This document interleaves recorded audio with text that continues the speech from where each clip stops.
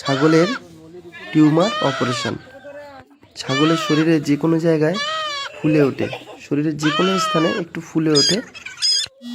এই ছাগলটার হয়েছে পুরো গলার কণ্ঠলালির উপরে। এটা অনেকে সূচ নিডল দিয়েও টেনে বের করে দেয়, এর ভিতরে একটু জল জমে থাকে।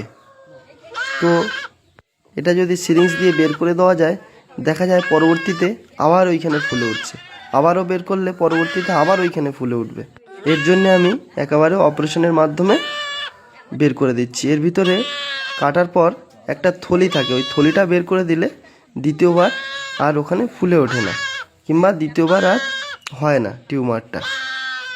আপনার ছাগলেরও হলে একইভাবে চিকিৎসককে দিয়ে একেবারে অপারেশন করিয়ে নেবেন, তাহলে দ্বিতীয়বার আর হবে না।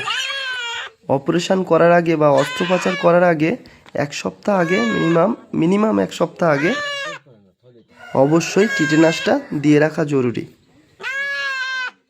অস্ত্রোপচার না করেও, অ্যালোপ্যাথি না করেও দুটো হোমিওপ্যাথি ওষুধ আছে, সে ওষুধ খাওয়ালেও একেবারে নির্মূল হতে পারে, তবে তাতে টাইম লাগে।